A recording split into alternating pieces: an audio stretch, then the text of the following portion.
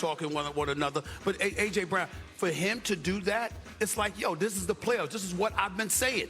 And nobody, and you didn't want to listen. We didn't fix the problem. We had all these months to fix it. It never got fixed. So here we are right now. And then you look at Jalen Hurts. You're 0 for 7 on throws of 15-plus yards down the field. Listen, we can't escape certain things. Now, a couple of those plays, a couple of them were drops by A.J. Brown. We know that, okay?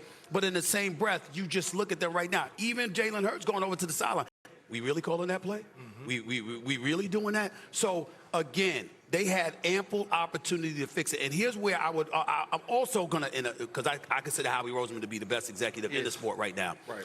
I will say this about Howie Roseman. Because of how gifted you have proven to be as an executive, one could easily argue, if it was necessary, you should have made a change during the season. I'm talking about mid-season from the offensive coordinator spot. You could have brought somebody in that would have been more, I mean, anybody with a speck of innovation would have done a better job than Patullo ended up doing. You didn't have to live with this all season long, which, again, contributed to the frustration of A.J. Brown. But they did that 2 years ago on the offensive side of the football and the defensive side of the football. Yeah. They moved, in the season? Yeah, during the season. They moved away from their coordinators. What I saw from A.J. Brown last night, A.J. Brown is gone. Right. A.J. Brown, No question. A.J. Brown is getting he traded out, and they want him. He wants out, and they need to want him out. That's right. That relationship is over. That relationship is done. And part of it's the Philadelphia Eagles, but a lot of it's on A.J. Brown. I'm an A.J. Brown fan. I love the way A.J. Brown goes to work. I love the things that A.J. Brown has produced on the football field. But A.J. Brown this year was more problems than he was worth. With extreme talent, with extreme production comes extreme tolerance. He can't have that tolerance. Right. You can't have that tolerance when you don't catch the post. You can't have that tolerance when you don't get down the sideline and catch the football when you have an opportunity. You can't have that level of tolerance when you drop a ball in the most important moment of the game. And that tolerance is what you saw on the sideline. It's gone, and that's the reason, in my opinion, that Nick Sirianni and A.J. Brown got into it. It's a lot of things that we have to consider here, and you beat me to the punch in regards to A.J. Brown, because I do not think that locker room will stay intact in Philly. It can't. It's been so many different crumbs that showing like, okay, it's bound to happen. We used this narrative a couple weeks ago about it's a ticking time bomb. Yeah. Where the bomb just exploded. And what we've used to seeing, or what we used to say about the Philadelphia Eagles, them being the best team, talent-wise, that's still the case. But it all is for naught if everybody's not cohesive. When I look at Jalen Hurts, when I look at Saquon Barkley, they're individuals that have been able to say, hey, let's distract from the real issue and let's hold each other accountable. The first thing that Jalen Hurts says is, I take full responsibility for it. Whatever that special was, really showcasing certain things. Anybody who knows football knows that's a little awkward. That's a little weird. Right. So for him, he's not going to say certain things that needs to be said. A.J. Brown will. Saquon Barkley is not. And we already know Devontae Smith is not as well. So in that type of dynamic as a team, Nick Sirianni has always had the best cure for a lot to mask a lot, and that's winning. Yeah. But when you're not winning, now it exposes the real truth of your locker room. Here's what I want everybody to understand when it comes to these players. I'm going to speak as a journalist on behalf of the players in this regard. Yeah, A.J. Brown got to go. He wants to go, and they need to want him to go, and they probably want him to go. I don't disagree with anything that y'all are saying. But he's a veteran. And so what happens is this ain't some rookie that was going off at the mouth or being cryptic in his messaging or all of this stuff. No, this is a veteran that's been around the game for a long time. So it's entirely possible that he saw Patullo for what he was ahead of everybody else. Now the question is, why?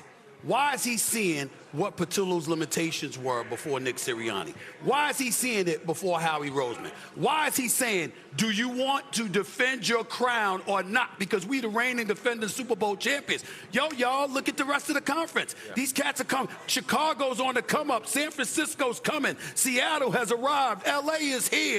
He's looking at the rest of the conference. He's like, this ain't gonna cut it. This is what he was saying. So we can look at him and we can say, okay, locker room stuff needs to be locker room stuff. And I get that part. I truly understand it. But what I'm saying is, you out on that football field, y'all played it. Y'all know how violent it is. You know you putting your body and your livelihood on the line. And he's like, yo, we doing it for this? What are we doing here? What, y'all gonna just sit idly by and do nothing? And so on this particular day, certainly you're not talking about firing Sirianni or getting rid of the best executive in the sport or anything like that. Or you're not looking at Jalen Hurts like he can't play. This is a Super Bowl MVP. We know what he brings to the table. But it is important to point out, a player saw it, said it, and was in y'all face about it, and was ignored. Yeah. And chickens came home to roost last night. We're not going to sit here today and just talk about A.J. Brown. We got to talk about the head coach and the executive VP, the executive for the Philadelphia Eagles. That's Howie Roseman. They sat on it, and they shouldn't have. Yeah, we talked all season long about how bad this Eagles offense was. All those drops yesterday by the Eagles came on third down in critical situations. The body language by A.J. Brown felt like he had one foot out the door. So to your point, I think that's probably on the come up. Let's go to the team that won, though. Yeah. That would be the 49ers. And unfortunately for the Niners, they will now be without George Kittle because he tore that Achilles yesterday, just a horrific injury. We've seen this team be hampered with injuries from the beginning of the season. Do they have enough to win a Super Bowl? What do you think? I don't believe they have enough, but I do believe Kyle Shanahan should be put on lifetime contract.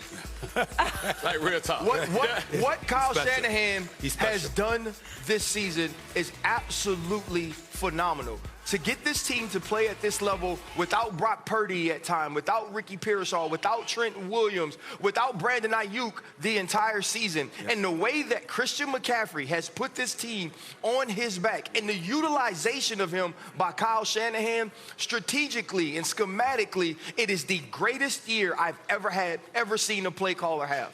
And last night, when things were tight, and when the Philadelphia Eagles were throwing swing routes to Devontae Smith in the backfield, do you know what he was doing? He was running reverse pass to Juwan Jennings to Christian McCaffrey to score a touchdown. What a play. He was getting Christian McCaffrey out through the C gap and running a halfback angle because N'Kobe Dean expected him to go to the flat. Kyle Shanahan is absolutely phenomenal. And Robert Saleh on the other side, no matter what you say about what happened with him and the New York Jets, this team is undermanned. There's no Fred Warner. There's no Nick Bosa. You're playing with your 6th and your 7th linebacker. You're playing with backups on the back end. And to go into Philadelphia and win that game, it is the greatest coaching night of the entire season. I don't know if that means they can win going forward, because I believe a team like Seattle is a better team. Yep. I believe a team like the Los Angeles Rams is a better team. But for them to be at this point says a lot about what they have in that locker room. I would say this to you. When I've ever talked about Kyle Shanahan, the two things that I remembered was you being the offensive coordinator in Atlanta and blowing a 28-3 lead. Yeah. And then I think about the couple of Super Bowls they lost when he had double-digit leads. I'm not going to say that anymore.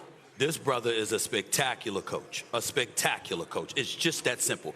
And you could see from the players the respect, the profound respect they have for his offensive genius. The man just knows what he's doing. It's just that simple. And Robert Saleh, yeah, as a head coach with the New York Jets, I'm not going to hold that against him. It's the New York Jets.